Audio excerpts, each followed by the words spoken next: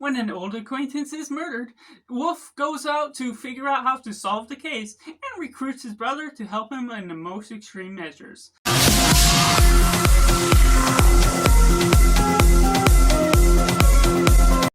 Welcome Cinema, where we focus on the film. I'm Josh, this is Simply Cinema. Let me know down in the comments below what you thought of The Accountant 2. Was it good, was it bad, or somewhere right in the middle? Or if you're waiting for this review to decide if you're going to see it or not, make sure to like this video if you enjoy it, subscribe if you haven't already to join the film culture community where we talk about the love of cinema as a whole and taking it right into the positive.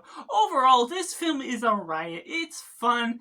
It has all of its great comedic moments that are hit time after time, and it goes on to all these dramatic and funny moments that just go back and forth, giving some downtime for the film to chill out, to just enjoy what is going on. It takes what the last film did, sort of goes in a different direction, but it is more big and elaborate than what the last one did. It still deals with the autistic side of what you're doing with Wolf and his character, and delves with it nicely to the nature of what you can expect from that sort of character, but it is, in one sense, fun and extreme in a different sort of way than what the other one did. It still has some great hand-to-hand combat, some great action fights here and there that really dives into the nature of what the Accountant films do as a whole, but it sort of delves into it in a different direction.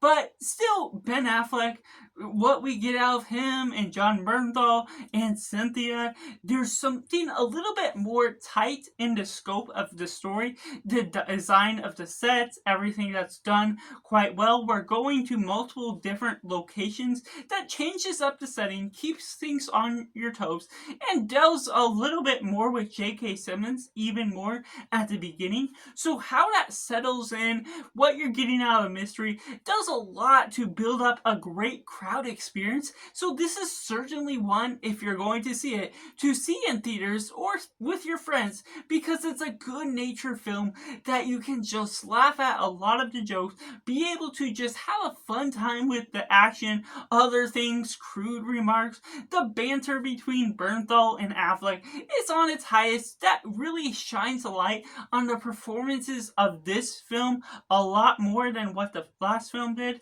And as someone that wasn't a personal fan of everything that the last one had to offer, I have a review on the channel if you want to see me elaborate on that.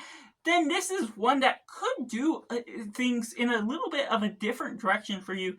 And for those that did enjoy it at first, this just takes things to another level that may simmer down on other elements that I'll talk about in the negatives, but at the same time, it still could be a good theater experience just to enjoy for the nature of taking it for what it is, elementing that ridiculous nature of certain factors to how they progress the plot forward, and build upon certain factors of what you're actually taking the characters into time after time, which takes it into the mix elements. This is a longer film than the first.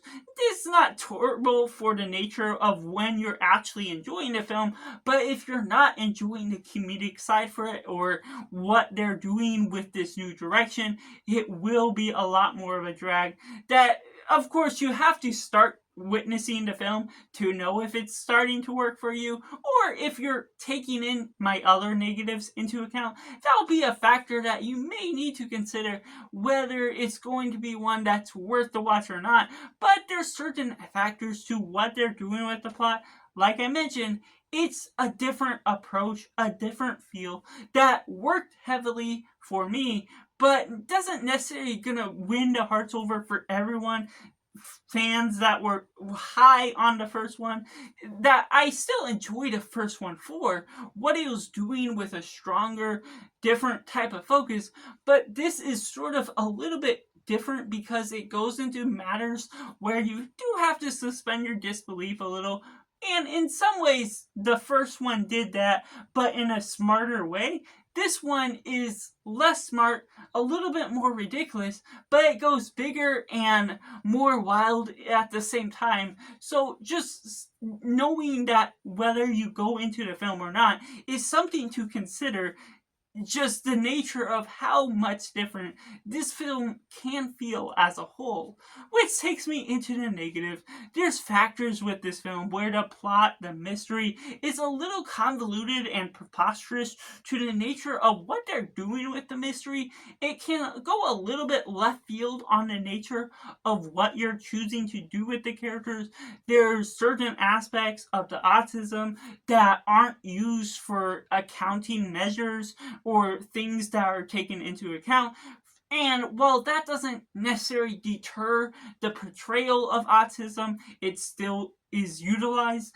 It's something that doesn't necessarily have a use for the purpose of what you're doing. Once you're giving the first scene portraying Affleck, it's not something that you expect out of his character to go into a dating sort of situation, and it wasn't terrible. It's something that's fun and funny and different for what it's doing, but that's one example of where this film gets off track, where the first film was a lot more focused on its assignment and being able to move on forward. I felt it was a lot more concise with what it was choosing to do with some of its direction, but at the same time, the mystery can be a little bit less compelling when it's focusing in all this fun, trying to go big, trying to be ridiculous, and also have a few different tonal shifts that are a bit jarring with the way it can go to serious and dramatic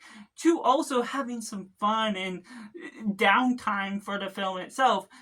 That doesn't necessarily deter me completely, but at the same time, I do recognize that there is a little bit of a weird account to what they had to do in order to make this film sort of happen, just to make a sequel, knowing that it sort of had success in the first film, but doesn't necessarily feel like it's following the exact track that you're leaning on when looking at the first film as a whole. So that's just my personal review for The Accountant 2, which I have to rate a simply 7.5 out of 10. While there was some negatives, the positives were a lot more of a win for me. So that's just my personal thoughts. Let me know down in the comments below. Did you like it? Did you not like it? Or is it somewhere right in the middle? I'd love to know how you connected with it and if it worked out for you at the end of the day. Make sure to like this video if you enjoy it. Subscribe if you haven't already to join in film culture community where we talk about the love of cinema as a whole. So that's just all, and make sure to do yourself a favor and go watch a movie.